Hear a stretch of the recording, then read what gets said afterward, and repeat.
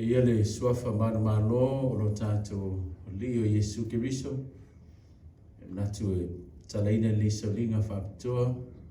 Ia le nei tūna afiafi. O rau whaitawina se mau mene fionga le tua.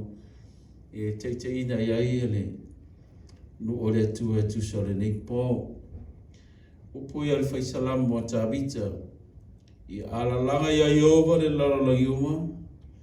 I AUTÚ o ona atu ia Iova ma le fiafia. O mai AUTÚ i ona luma ma le alanga fiafia. I AUTÚ i loa Iova o ia lava le atua. O ia na whaia i tātou. O a whai tātou mona. O lona nuu i tātou. O le lafu mā moe ua ia whangaina. O sa fiafinga ia al whaisalamu o tāwita. O manatu a waile nei fiafi a vea ma upu tomua, ma upu whawhiroai. I le mamalu whamata fia o le ngaruenga wao o Samoa tuto Tasi. O bea ia le suafa manu malo lo tātou wali o Iesu Kiriso. O te whapea tuai tā lofa lava. Fifira ranga e whātāl whātu, e vero leo e whaimasui o le Matagaluega New Zealand tutonu, e whātālofa maofo lo whātuai i le teitai au ao le tātou galuega, a sta wili papu, mai se le Faletua i atiana ma le nofo ano. Ma walunga le lofa le atua i lo na le lei ma lana tausinga, e ala i lo soifua tautua ma le soifua galulue, o le soifua au auna i le atua, whaafitai le lofo le atua, o lo fuai atu pe le atua le soifua manuia, i lau sunga le teitai a wale teiteina o le tātou galuega, whamalo le o sai, whamalo le lo tele, whamalo le whantotoa le whiau ma le galuega le atua. Ma le tatalo le atua lau sunga le teitai a wao, i a iai le manuia ma le whamanianga le atua. I lau sunga maisi o le Faletua ma le nofo ano. I le whakaroina le nei foi e fiafi, le AUTÚ o tātou galuega wao, le Faletua ma le nofo ano, ia maisi foi o le te waloa le tātou galuega wao, Faletua ma le ainga, maisi o teitai Matagaluega le tātou galuega wao, mai lava i tu e fio le nigi lalulangi o lo tau ngalulue ma nopi a iai, i fire ranga i whaatalufa ma ofo lo whātu. Ia vi ia le lufa ma le anga le leo le tātou ma taile langi. O leo tātou tūlata nei fo i e whai unga nei tausanga. E uia i na whesoa ina le soifuanga. I tūlanga ma le ale le soifuanga i tūlai mai. Ai whaftai lo mau pia le tō vai. Whamalo tau, whamalo le o sai. I le whiau ma ngā luenga le tua ua wala o ina i tātou. Le ngata i lea i le whakaroina le whatamao ngā luenga wao, maise o sunga i whawhengainga malo, fia le ranga i whaataro whātua maise, le lau tero le tātou ngā luenga, e o lava nei o tātou uso ma inga i Samoa lo whaafonga mai, i le nei por kalame whapitoa ma le nei sauringa, whaataro wha maofo lo whātua, i le suafa manu malo, o lo tātou alii o Iesu Kiriso. Tau ina ia whamanuia tele le atua e ala i lau whaafongaanga i le nei tūla afiafi.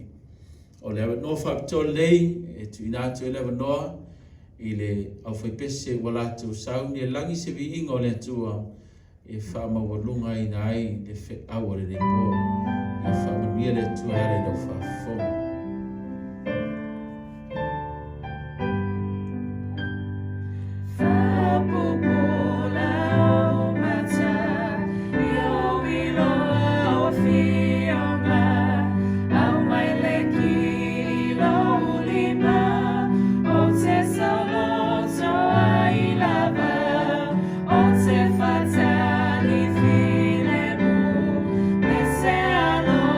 Final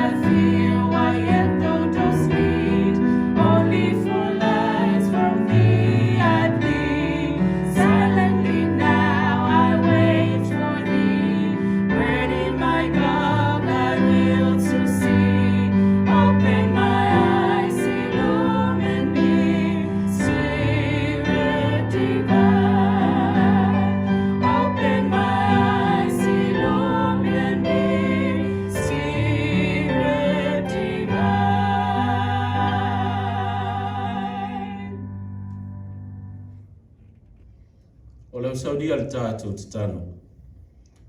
Lo mātou tamae o ile rangi, o mātou whaafitai atu le atua I loa lofa, ma loa le lei, I le soifua, ma le ono lau whanau. O le nei whai awa noa o mātou maua, whaleo ina lo whirangalo le atua. O le mātou te talo atu lea, tai mai lau whio e ala I lo lava ngā pa iha.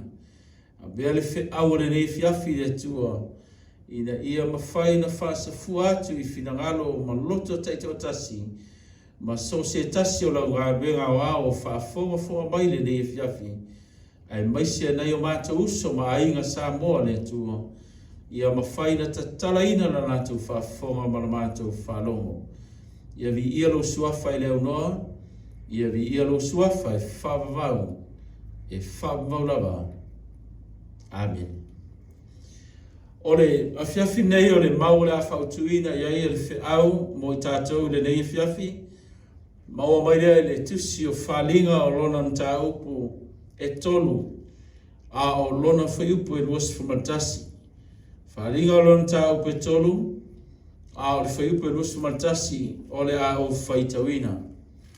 O upu ia o upu e Yesu e whamatala ina ai, ia tangata manu malo, tangata o lo tau, o lo ngalulue, o lo auna, tangata o lo afu, aisea, e iai whamtalanga a Yesu maltuspaia, I le kalesia I laukitaia, o le kalesia lautikaia whamtalanga al tuspaia, ina ua umane awa noa ma le teimina ave iai le atua. Ona whamataraina le fionga le atua, o le moni ma le whamaoni, o le upo le tuspaia, e moli mawina ai le taimina tūlai mai ai lea, le kalesia I lautikaia, I le taimi o le whamasinonga, whai mai le whamatalanga al tuspaia, ua au iloa ngā ruenga e te le malili, e te le vevela foi, ai o te loto ina ia e malili pe vevela, o le nei ua e whaleo lua, e te le malili, e te le vevela foi, o le melea o te nuai atu ai, ia te oi lo utu. E o ngaonga matautia upua le atua, e whamatala ina e le taimi, ua umo le taimi o le kalesia, I lautikaia, ma le taimi na tūlai mai ai. Peitai e iaina wala au whapitoa le atua, e le ngata o lana e kalesia mulimuli, awa au mai le luinga e le fionga le atua, whatasi ma le luinga wa mai Yesu rawaia, I le tangata e manu malo, whai mai le mulimau le fionga le atua, o le manu malo, o te awatua ia te ia, ma te no nofo whatasi ma ui loo nofo ali, e peo au foi ona ou manu malo, ua manu nofo foi whatasi ma lota ma, I loo nofo ali. O upu e whamatala mai ai e Yesu, le tangata manu malo, le e te whaitau tusi o IOANE, mo mori IOANE apostolo, a lonu tau pue lima, a lonu whai pue wha, o le nei foi le manu malo, tātou te manu malo ai, o lo tātou whaatua tua lava. O le whaatua tua, e whaamatala mai ai, le tangata manu malo le soifuanga nei. O le whaatua tua e savale ai, o le whaatua tua e le fefe ai, o le whaatua tua e whaalango ai le tua. O le manu malo, whai mai le upo Yesu, o te awatua ia te ia. Ma te no nofo whatasi, ma ia I lona nofo a li le langi. Whawhetai a Yesu, whawhetai I le awala wa ia SAUNIA. E mawhai o na tau ia I le tangata manu malo, le tangata whinau, le tangata tautua, le tangata au-auna, le tangata I le whanongo ti ngā. Aisea, ai whai taule, whai upu inu waifo, whai upu spumanua a spruiva.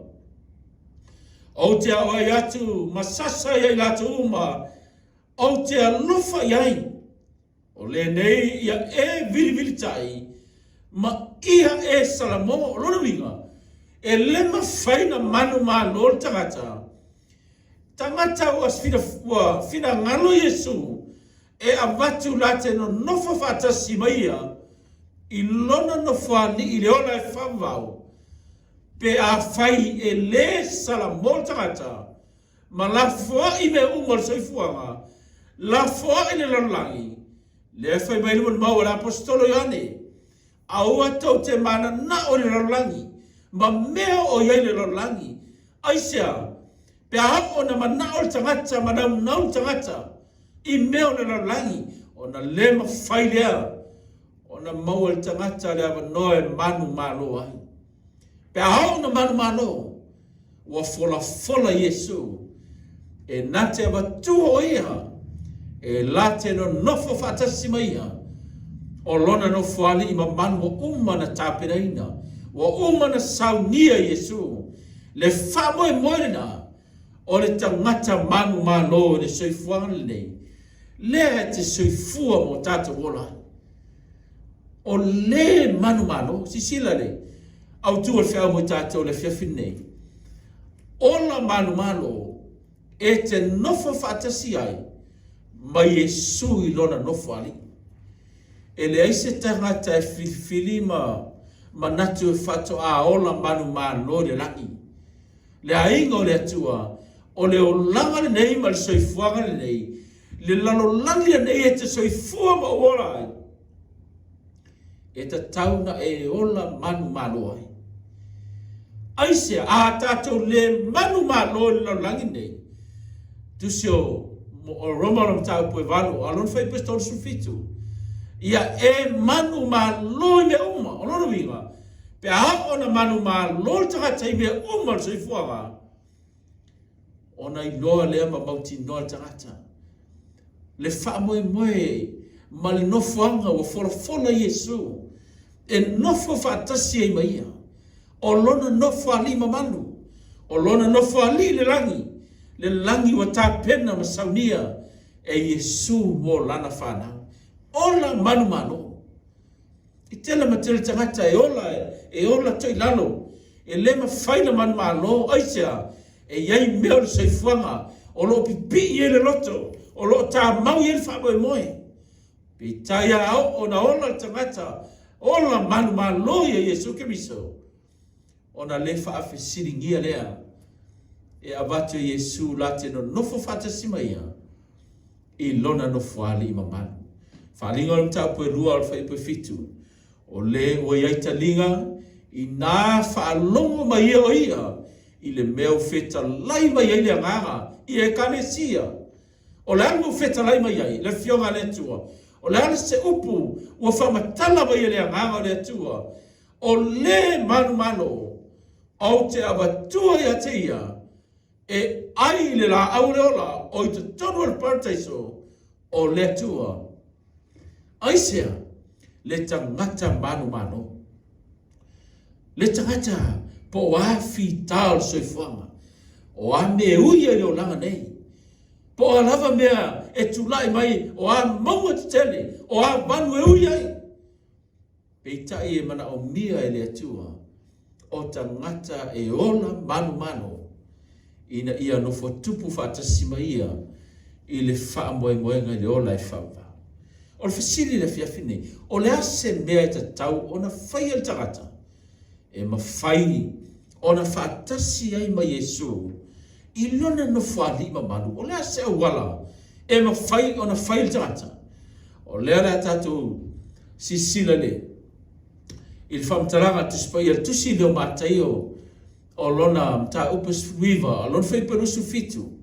Ma le whai pelusu valo, e ne lo iele whamtalanga al tuspaia po le tana noanga a Yesu te mantuana saule tangata mo o tangata e tele ana mea fesili a Yesu o la se mea te faia ina yo mo wai le ola e fama vau ona fama tala le ia Yesu o le awana a fa longa la so Yesu I le tangata lea ma whaalongo i upo Yesu.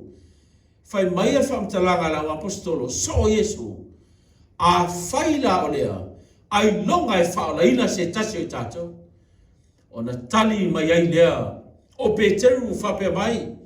Ia te ia whauta, o mātou tu ua me uma. Ai mātou muli muri ati ate oi. Se hafo i se mea mātou te maua. Yesu o mātou tu ua me uma. A o leo o mātou muli atu i ate oi. A o le ase mea mātou te maua. Pe a whai mātou te muli atu. A o mātou la fua i mātou me uma. Whawhongare, whaiperusu marvanu. Pe tarai atu leo Yesu i ate i lātou. E moni o te whai atu i ate autou. O autou ua muli mai ate au. Pe ati e ti e le atali o le tangata. I lona nofo ali ma manu toi fuatainga. Tau te ti e ai fo i le nofo ali. E se fulu marelua. E whamasino ai tu ainga. O Israelu e se fulu marelua. Amen. O upu e o whamatala Yesu. O leo tau tu ua me uma. O leo tau muli mai a te au. Peitai a whai tau te loto tau te muli mai a te au. O le taimi e te ti e aile ata li o le tangata. I lona no whanima manu i le langi. E tau te ti e whatasi e foi mai ia. Amen. Aisia, le tangata ui ala fuai me uma. Le tangata ua soifua i leo langa man malo. E ala na man malo, wala fuai me uma, ai muli a Yesu. E ala na man malo, ua ia tu ua me uma, ai muli le mea e fina malo ia Yesu. O le vaenga mo molfe au le fiafine. Tangata e no nofo fatasi ma Yesu, I lona nofo ari e langi. E na o tangata ua saunia. Vaenga le mo molfe au, mareka sifulu. Alona fai pe tosu lima se yo fast food. O I olo iai whamtalanga al tuspaia. Te mana tua le aingo le tua le nei fiafi. Ne whamtalanga al tuspaia ile tamaya se pe taio masiana whanau o IOANE ma Yakopo. Ina wanga yatu Yesu mo mariwatu ai tawatu olo whaiva. Ole ngaluenga lea a Yakopo ma IOANE malolata ma. E usu iai tae uma o asa uma. O le galuenga e mawhaina tausi e le ainga. Ai na whita lai e Yesu. O te whaia o lua mawhaiva tangata. Ai o lua tu ua le lua ta mātu me uma. Ai muli mai a tea. Whai mai e whamtaranga tuspa ia whai upe tonu lima. O mai a te ia o Yakopo ma IOANE. O ata lio se pitaio. O whapea mai lea o a oe. Ua mama na nao ina ia e whaia moi maua. Le mea a maole atuai. E o mai na uria. Ai o mai malola ua mana onga. E o ai la o tina. Te whaitau MATAIO nam ta o pue ruspunu. O lo whamatala mai ai. Le au ngani ale le whaitina. Mo lana whanau. Peita e whai mai al whamatalanga al tuspaia. Wo mai ale uria. O IOANE ma Yakopo. O mai malola ua mana o ia Yesu. O lan manao. Whafonga le. Il tali Yesu. O le whetalai atu le whai peto suono. O ia ia te la ua se ale mea lua te mana na o iai. O te whaia mo o lua. La se me te lua mana o iai. Whai peto su fitu. O na la whai mai lea ia te ia. Ia e tuu mai a te maua. Mate no nofo o le tasi lo I tū tau matau. A o le tasi lo I tū tau awale. I loma manu. Ta rofa. I ia Yakopo ma IOANE mana onga o la o loto. Wala la foi me uma matu ua me uma. A o lewa iani mana onga ia ila ua. E fia nofo le tasi I le tū tau matau. A o le tasi lona I tū tau awani. Whafonga whai peto suwanu. Whafonga tali Yesu. O whetala ati Yesu I ate la ua. lua te leilo le mea lua te ole mai aina. E mawhai e o lua o na inu leipu, o te inu ai, ma ia papa tisoina i le papa tisoa, e papa tisoina iau. E le mawhai na lua inu ai. E le mawhai, whai pato suiva. O na la whai mai le ia te ia. Mata mawhai a. Whi talai atu lea Yesu ia te la ua. Lua te inu lava i leipu, o te inu ai. A toa ma le papa tisoa. E papa tisoina iau. E papa tisoina ai o lua. Amen. E le mawhai. Aisea. E le whai ngofia leipu. Leipu wa inu ai le li faula. E le mawhai. Whafonga whai pe whasfuru. Whafonga le tari Yesu. Ma le whamamalmanga Yesu. Al mana onga. O IOANE ma Jakopo. A o le nofo i lo i tū tamatau. Ma lo i tū tawavale. E le o ia te au lea o na watu. Whai mai le tari Yesu. O le tangata e nofo i lo i tū tamatau. Ma lo i tū tawavale. E le o ia te au se tali. E le whaina o watua. Ai Yesu. Whafonga le whamaina le whai upu. Ai tau lava o e o SAUNIA. Mo i la tau le mea. Na o tangata o SAUNIA. Tangata o tapereina. Ai whawhewhea IOANE ma Jakopo. Whawhewhea IOANE ma Jakopo lea. Na la tu ua no la tama. Na o la tu ua me uma. O me tausi e la inga. Ai whaitau MATAIO no tau poe wha. O lo whamatala mai ai ma le tusi o Luka. Luka no tau poe iwa. Ina wanga i atu i le ala ia. Yesu ma Jakopo ma IOANE. Ai whai mai le tasi la ua. Leli ie. Se mate fili mate muli e te oe. I mea uma e te alu iai. O na tali leo Yesu ia Jakopo ma IOANE. O le atali o tagata. E whai lua a lupe. Whai le mea mo moi man whelelei. A o le atali o tagata. E le aise mea e moe e oia. Ia alu lola tu samaringa. Ia Yesu ma. Jakopo ma IOANE. E ta lai le malo le tua. Ai sau le whaano ia letasi. Whaamole mole. O te fia muli a te oi mea uma tato te oi ai. Ai pe ma whaina tuu mai lava hao. Se i walu se i mo i tanu lo tama. Ai te whai mai letasi. Leli ie. Se tu mai e te au se i walu te mo i wha maa mai lo ainga. To si fia. Na sila fia mai Yesu. Ele SAUNIA Jakopo ma IOANE. Aisea, whai mani upo Yesu. Ele se tasi e mawhaina tango i le suoto sina. Ma toi te paitua. Na o tagata e whiwhile muli. Tagata o yeilo na langona e muli e Yesu. E la foi me uma. E tu me uma. O na manu malo lea. Ma olga manu malo. Ma SAUNIA o ia i le whamoe moenga. Vaenga mo mua. Na o le tangata o SAUNIA. E ma whai o na nofo whatasi ma Yesu. I lona maota o SAUNIA i le langi le ola e whau. Vaenga e rua whiau. Tangata loto o maulalo. Pau ui o tangata. E no nofo whatasi ma Yesu. Isaia 5:5. Alon whai pasu 5 masfuono. Awalo wha perfetalai mai o leo o maulunga mau o sili. O le fia e whawavau e pa ia lo le swafa. O te nofo i le mea maulunga man pa ia. Ma te no nofo fo i ma le o momomo. Ma ua MAULALO lona loto. Fa mai fionga le tua. Olo fa perfeta e maulunga ma ua sili. O le fio e whawavau e pa ia lo le swafa. O te nofo le mea maulunga man pa ia. Ao Yesu na whetalai. Ma te no nofo fo i ma le ua momomo.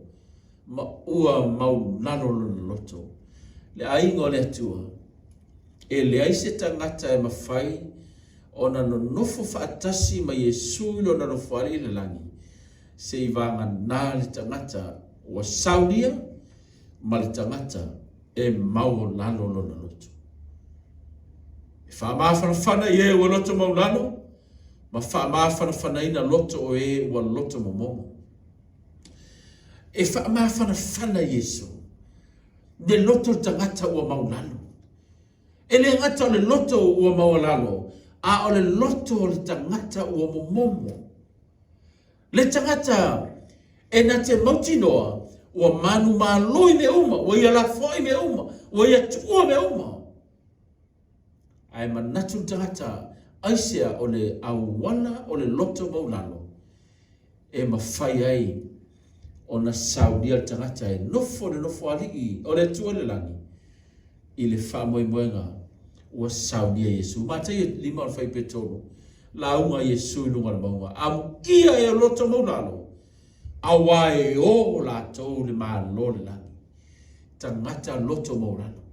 Whaamu ia ia Yesu. E whaamu ia Yesu. I le ainga o le atua, le tangata o le atua. Le tangata e MAULALO no loto. Tangata na whamari upo le fionga le atua. E o i la tau le mālo le langi. O le vaenga e tolu le au. Tangata malo o le tangata e le whaapele pele ina lona. Whalinga o le tau pes fulua le whaipes fumatasi. A wala tau malo ia te ia ona le toto le tamai mamoe. Ma le upo la tau mau. Wala tau le whaapele pele ina foi la tau ola. Ua o i rauti. A tau ina le tau e le langi. A Mekaeli po Yesu. A maise. Ole satani mana au whamawham talanga al tuspaia. Na lato tau le taua wa lato manu malo pe ana lese anoa le toto Yesu ke riso tamai mamoe. Ai na iai na lato mau na tau fi mau iai. Lato te lei whaapele pele ina foi o lato ola. Whai mai tuspaia ua o lava i leoti. Tangata e le whaapele pele ina nonola. Tangata nai nofo fatasi ma Yesu i lona nofo ali i reola e whabau. Whaaliga e ono whaipuiva. Whafunga tātou whamau whailonga lona lima. Ua te talaina fo e o lona lima o whamau whailonga. Nau loa i lea i lalo ifo le whata whaitaulanga. O a nganga o e na Fasi o tia. Ona o le fionga le tua. Ma le mau na lato tā ofi mauai. Whamai whamtalanga tuspaia e ta talatu whamau whailonga lea lona lima. Aiva aia i lalo ifo le whata whaitaulanga. O a nganga o e na Fasi o tia. Ono montupu miliona tangata na Fasi o tia ona le fionga le tua. Le ainga o le tua o le au wala foilea o le a tātou tue ui ai. Aisea, ono le fionga le tua, ma le mau le te tauwhi mauai, o le anganga waloanga, ma na o Yesu e whaola i na i tātou. E ita i tagata, e le fia i tagata, e anga le anga ina tagata. Pe itai whamelwham talanga le tuspaia, e o lava ia i lātou, e le i whaapele pele ina o lātou ona. Na o lava ina Fasi o tia i lātou, ona o le fionga le tua. Taimi e te tū hai le fionga le tua, ma e tū le upo le tua. So taimi e te usitai hai le fionga le tua, ma e usitai le sāpati o le tua. O le ungo i tātou e anga le ngaina, e ui pōpōra, e o lava i le Fasi o tia. Whafonga le whaalinga e nosi fulwhai pui whā. Na au nofo ali ma wala tau tia ai, o i lātou ia, o i lātou na Fasi o tia ona le fionga le tua. O tu i lātou foi whamasinoa ia te i lātou. Na au nofo i le anganga. Na au nofo i anganga o e ua mawai e seina o lātou ulu. Ona o le mau ia Yesu, ma le fionga le tua. Whai mai whamtalanga le tuspaia. Ua i loa le nofo ali o le tua le langi. O loo iai lātou. A o tu inatu ia i lātou le whamasinoa. Na i loa i lātou, whai mai o anganga o e ua mawai seina o lato ulu, o tangata na oti, ona o le mau ya Yesu le aganga waloanga, ma le fionga le tua, le iti ofa mantusi o whalinga, alo mta pasu lua whai pasu fitu, wa ita foi le ta rakon whawhine, na aluatu ai leo ie tau taua mai o te toe o lana whanau, o ai la tauia, o tangata e tausi poro inga le tua, mai la tau o e la tau te ta ofi mau, le mau ya Yesu ki biso le nganga o waraanga. O e na le ifo, fa fonga tato le so ino fo ipu, o e na le ifo i le manfe ai o i la tau ia, po le pulen turai mai, po lona whatangata, ma le ta lia fo i whailonga, i o la tau maulu, po la tau lima, o whaimi fo i la tau matupu whatasi, ma ke wiso i tau sanga yafi.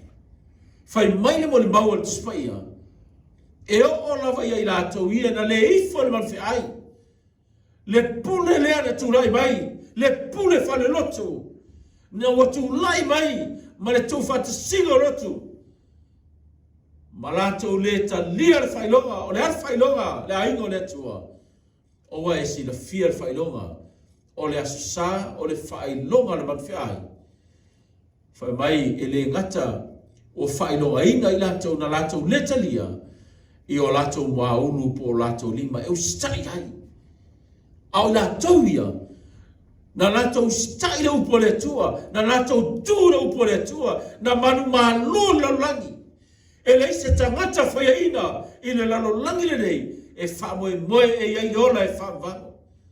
La o tangata manu malo. Tangata na SAUNIA.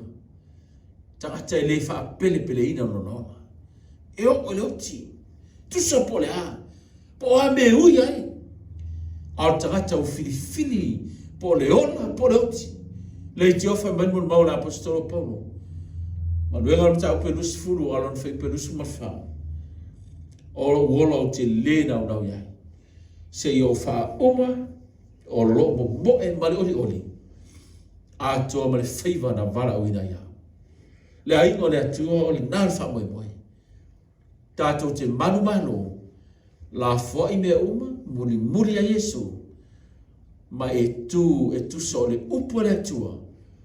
O na wha pale ina leo i tātou. I le nofo ali i ma manu le atua le langi. Wha fwa al whetarainga Yesu. IOANE nam tau pesfuono fai pe tosu tolu. Wa o fai yatu nei mea te utou. Ina i autou maua le hola. Ina i autou maua le manuia ia te au. E maua foi autou le popo ngā lalangi. A i autou loto tele. Wa o manu no lalangi. Whetara Yesu. Wa o fai yatu nei mea te utou. Ina i autou maua le manuia le a ingo le atua. O le manuia. O lo o le ola e whaavau. Le nofo a li i leo le atua le langi. E tātou te nofo tupu whatasi ai. Ma Yesu le manuia o forfola. Le manuia o SAUNIA le atua. Whai mai upo Yesu e maua fo i autou. E le puapua ngai le laulangi. E maua tātou puapua ngā. O le o tātou ui puapua ngā. Te ele puapua ngā le o whaui ai tātou. Ai leise me te pole ai, leise me te atu vale ai. O Yesu na ia whamatala la mai. O umana ili mai Yesu. O umana whamatala mai Yesu. E ele aso e ele taimi tātou te ui ai popo ngā. A ia o tō loto tele. O Yesu na whetalai. O manu lo le lola. O lo loto tele ma lo whamarusi. O lolo tu tele ma lo la fwa i o mea ua. O lolo tu tele ma lo muli pe ia Yesu. Ma lo tu le mau ia Yesu, ma le fionga le tua. Tu sa polea. Ma lo le fa pele ina o lo soifua ma lo wola. O le awala lea. E ma fai ai na ta ua no fa tupu fatasi. Ma Yesu i le ola e fava. Pe oti il tino, fai mai famtalaga tu spaia. E le ma fai na fasi o tia le nganga. Aisia, o le nganga atu ina atu ia Yesu. Pule Yesu. Po a me ui e soifuanga, o a poponga, o a whawhitauri. A o le tangata manumano, o le tangata o la fua I mea uma. O muri a Yesu, pe o le ola po le oti, e le whaapere pele ina rona. A o le ola e tuinatu, e ola ai mo Yesu, I le ola e whapa. Le AUTÚ o le whiaure pone, ola manumano, e te nofo whatasi ai ma Yesu, I lona nofo ali I le ola e whapa. Le aingo ne tu, ia e lo te tele ma I o tatou whamanosi. O Yesu fetalai, e maua nei tatou e puponga. Ale o tatou iai, ale o tatou iai, ale o maua tatou e puponga. A o Yesu la foi fetalai, I o tau loto te tele, ua manu malo Yesu lala. Le aingo ne tua, ia e ola manu mano. Ia o tatou la foi mea uma, tu ua mea uma, muli a Yesu. Ola tuinatu ia Yesu. Tangata o SAUNIA mo Yesu, ma le ola e whamvau. Tangata e le whaapele pele lona ola, lona soifua. Tusa pole oti. E peo I la tau na tu le mau ia Yesu, ma le fionga le tua. E ui na Fasi o tia, ai whai mai whamtalanga tuspa ia. Oi la tau na o loo iaile, no fuali ima manu o le atua le langi. Ai si ale aingo le atua. Sala tau manu malo le langi. E leisi tangata e whaatali si manu malo le langi. O le lalo langi le nei. Tātou te ola manu malo ai. Ona si tia leo I tātou e nofo tupu whatasima ia. I lona nofo ali I le ola e whapa. La whia tātou tano whai. Lo mātou tamai o le langi. Ia lau fio mātou whaalongo I lau fionga ma le whe aware nei po. O mātou te talo atu le mana o lau lawa. A fio e ale loa ngāpa ia. Whe soso ani whina ngana maloto. Te tai lau fio le atua mai se le whe aware nei po na mātou whaalongo iai. Ina ia whasa fua atu lo manuia I a inga te tasi. Tagata ele o mawhai na manu malo le nei soi fuanga. Ina ia mawhai na la fua I mea uma. Muli a te oi. Ma le ola e le whaapele pele iai. Ao le ola e la fua I atu ma tui natu I a te oi. Tusa po le a peoti I peola. Mātou te ola e au na pea mawhai a rufi na ngano. Si o le aso mātou te nofo tupu whaatasi ma oi. I le whaamoe moenga I le ola e whaama. Vi ia lo suafa whamanuia le fia whila o ona te tai. Ba sa wili a maise le Faletua ma le ainga whamanuia. Te tai mtanga luenga ma le ngā luenga o ao sa moa tuto tasi. Ma nai o mātou ainga mausa sa moa whaafonga mai le nipo. Vi ia lo suafa e whaavau lawa. Amen.